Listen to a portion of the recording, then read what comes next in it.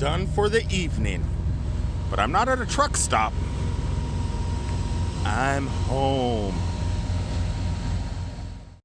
Which is actually pretty good because I have not stepped in foot of this thing. Stepped in this thing, not in foot of, in a couple weeks. Yes. Welcome everybody to another Road King vlog. Yeah, that's the name of the channel, I think. I'm not sure. I don't remember. But I'm trying to remember. I just got so many things going on. One of the things I had going on today was trying to find a place to eat. So I rushed all the way down here, hit a couple different truck stops, and realized, where have all the restaurants gone within the truck stops? They pretty much disappeared, unless you like fast food like McDonald's and stuff. But sitting down at a table and having a waitress bring you your coffee and a menu and taking your order and then bringing you the food to the table, those days, they're kind of disappearing. So on today's vlog, I'm going to go ahead and tell you guys a little bit about what I think's going on. I mean, not what I think's going on, what I know what's going on, and how it kind of has changed over the last 30 years since I first started driving. And in future vlogs, I think I'm going to make it a point to go inside certain truck stops that used to have incredible restaurants and pulled those restaurants out for the fast food chains. At the moment, I just kind of want to tell you what it used to be like and what it's like now, and then in a couple weeks, as I get out and travel a little bit and start building up content for this, I'll talk to some other drivers out on the road, interview them kind of what they remember, and see if it's the same thing that I remember, and show the restaurants that are within those truck stops nowadays, and how truck stops are kind of changing from truck stops to more or less grab and goes, where you just pull in real fast on the fuel island, get a little bit of fuel, run inside, grab your cup of coffee, and get out of there. That's kind of the direction truck stops are going nowadays. It's not a good trend. But as a truck driver, we can't always be home to cook food. I mean, we do have microwaves in the truck. Sometimes we do have ovens, but a lot of times we really rely on restaurants, and not always McDonald's. So about 30 years ago, I started driving truck. Right after I got back from Iraq and I ETS'd out of the military and didn't know what I was going to do with my life. I seen a TV commercial in Savannah, Georgia about becoming a truck driver. And I thought, wow, this sounds like a great opportunity. And I'd make way much more money than I did in the Army. So I was really excited. I had a family and I needed to take care of them. So I went to a school.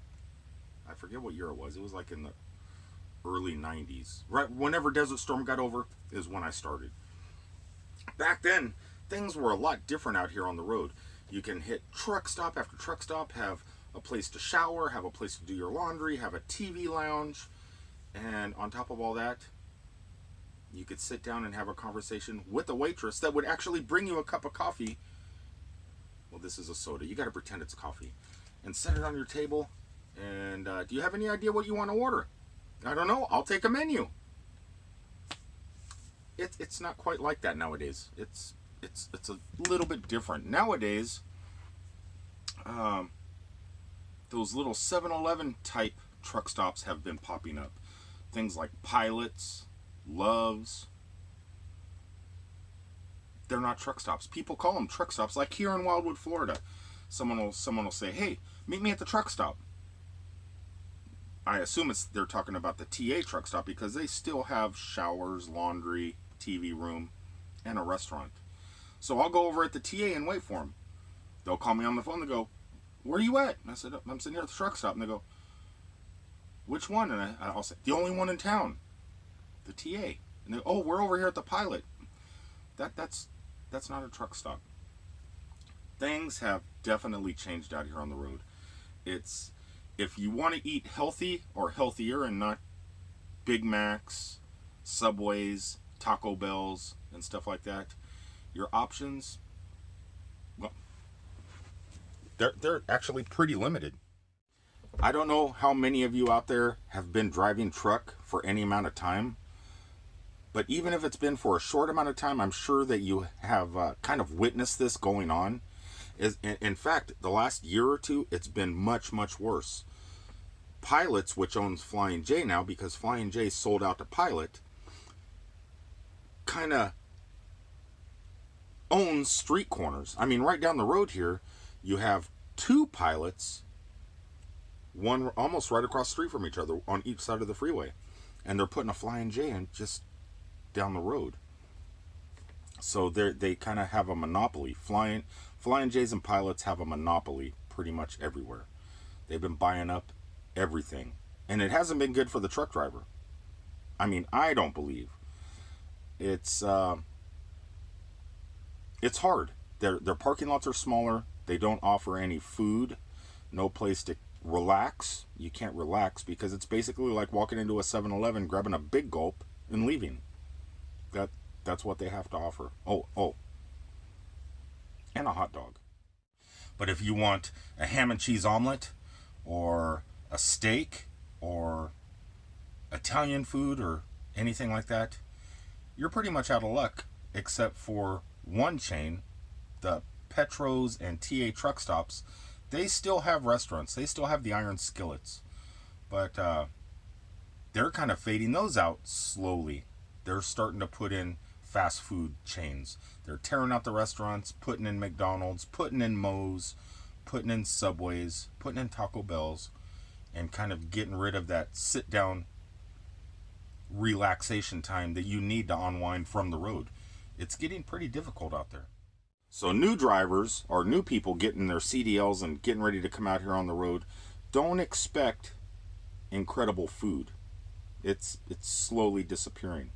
I'm going to tell you your best bets at this moment in today's quick little vlog of what I do to avoid the truck stops nowadays, because you're not going to get quality food there. I'm going to tell you what I do at the moment, and it may give you a little bit of helpful advice. And some of these places you could actually spend the night at too. You don't have to worry about fighting for a parking spot at 6 o'clock in the evening. It's like a lot of the drivers nowadays are solar powered. If the sun's not up, they're parked. Or if the sun's going down over the horizon and their truck's not getting any more solar energy, they're parking. And by the time you get in, by 6 or 7 o'clock at night, you're not going to find parking. So what I'm going to tell you now is what I like to do. I don't always do it, but I do my best. Cracker Barrels. Cracker Barrels love RVs. They love things like this. So most of them have little side streets behind the restaurants or in front of the restaurants. Some of them are in Walmart parking lots. So I like to find those places. I like to park at a Walmart parking lot and see what's around. And most of the time you can find some decent food. Cracker Barrels, Olive Gardens, Five Guys. Yeah, Five Guys is fast food, but it's much better than actually what's inside the truck stops. Shopping malls. Malls are incredible. Mall of America has a large amount of parking. Every time I'm in Minnesota, I make sure to park at the Mall of America. You got Bubba Gump's, the Rainforest Cafe, Margaritaville. There's such a wide variety of really good restaurants. Shopping malls are probably one of your best bets, though security will not let you spend the night at most of them. But usually there's a Best Buy in a mall parking lot, and Best Buys do allow truck parking. Usually way off to the side, but you can usually squeeze your truck into a Best Buy. Another thing I do to get decent food out on the road, Uber Eats. Download the application. Learn it. Live it. Uber will deliver food directly to your truck. If you're in a major U.S. city where Uber is, download the regular Uber app. Just in case you don't want to eat in your truck, you can hail an Uber. They'll come right to your truck, pick you up, and take you wherever you want to go. Nashville, Tennessee, perfect example. Park at the TA truck stop. Sometimes you just don't want that truck stop food, even if they do have a restaurant. You want to get out and explore where you're at. What I like to do, order an Uber, head over to the Hard Rock Cafe, downtown Nashville, grab a bite to eat, kind of explore Broad Street and that whole area of Nashville, then hail an Uber right back to my truck. But if you don't want to get out of your truck and it's cold and rainy and you just want to have food brought right to your truck, download Uber Eats. Uber Eats is an incredible app and an incredible service with just a small price hike in what the menu states. So whatever you order, expect to pay at least $5 more than what is on the menu, because there is a fee to deliver your food. But sometimes to have some decent food delivered, that's better than Pizza Hut and Domino's, it's worth it. Uber Eats. All right, everybody. I know this isn't an excellent video, as I'm getting messages on my other devices here. It's not an excellent video, and it's not what this channel is going to be like. These first 3 videos are kind of introductory videos for you to get to know me, and me to get to know you, and start to slowly build up subscribers. But over the next couple videos, I am going to be in truck stops, in parking lots, in warehouses and stuff like that, actually talking to drivers, seeing how their lives have changed over the last couple years, and you know, within the industry, within the truck stop lifestyle, and maybe some other things. I plan on doing a short series on that, and then I also plan on doing a short series of fun places that you could park your truck and get out and do stuff, and not just be cooped up in your cab all day if you're stuck sitting, and ways to get out and do stuff. So I have all these plans for the videos. It's going to grow. Don't worry, it's going to get better. But I figured, why not create one quick video telling you about my thoughts, how at least the truck stops are changing, and changing how we eat out here on the road. And it's not for the better. Anyway, guys, I will talk to you on the next one. I'm going to go ahead and set up my 360-degree camera and kind of do a 360-degree video for one of my other channels of this motor coach that I purchased, and kind of do something with that. I'm trying to figure out what to do with these cameras, with this camera. I still don't know what to do with it.